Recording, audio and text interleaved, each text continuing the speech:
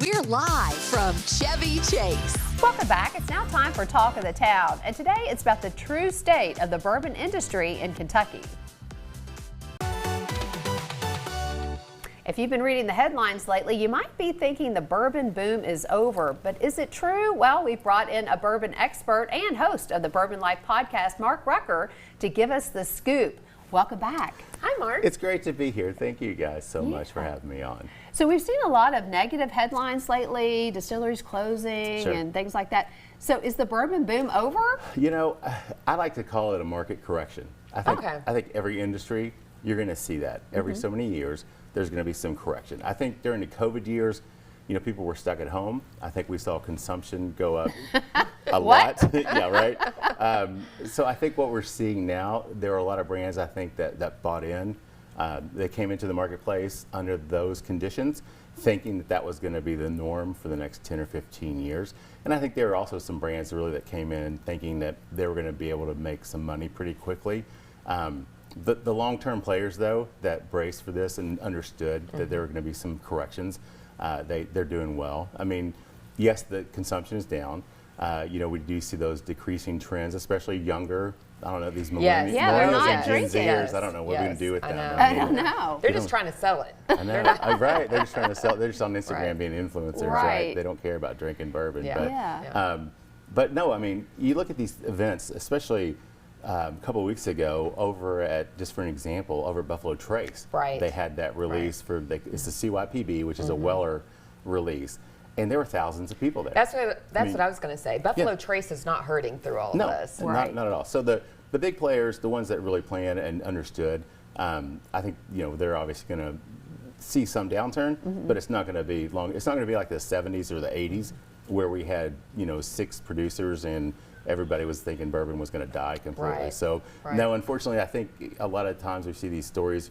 I think a lot of people do the clickbait just because that's kind of the norm, especially on social media now. You see these clickbait, oh, you know, the sky's falling, things are awful. Well, and is some of that because there have been layoffs and there has been slow absolutely. You know, we've seen, even like Jim Beam, which is one of my favorite brands, got a bottle of Knob Creek there on the table as well, from Jim Beam. You know, they stopped production at Claremont. Now, Claremont's not their largest facility.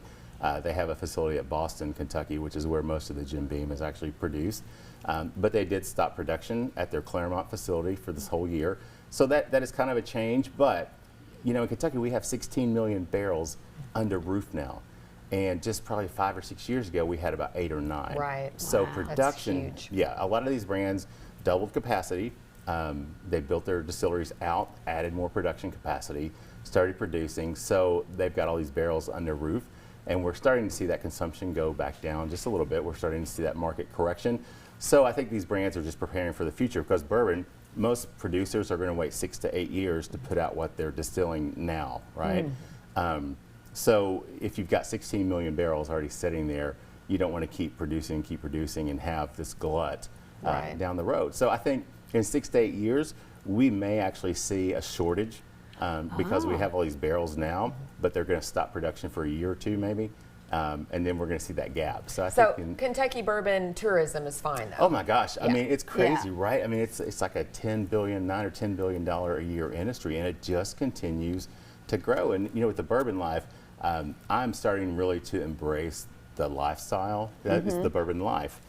So there is a lifestyle aspect to this as well. I'm very familiar with it. Yeah, right. Right. That's exactly right.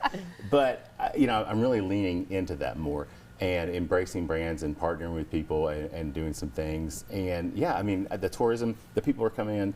Last month we had the National Bourbon Week in Bardstown, which is fairly new. It's only their 2nd year, but it was a huge event. I met a couple from Massachusetts. I mean, I met people from all over the country coming in to Bardstown for bourbon. Right. So yeah, you see these headlines and you think, oh my gosh, it's over, it's all done. But you see these releases like at Heaven Hill or at Buffalo Trace, and then you see these events going on, and tourism is through the roof. And I don't see an end in sight. I really don't. Nice. Well, that's positive news. Thank you for breaking it down for us. We can always rely on you for the best information. I can sleep at night. I can sleep at night. Bourbon World's okay. So if you want to check out the Bourbon Life, we have all of the information there for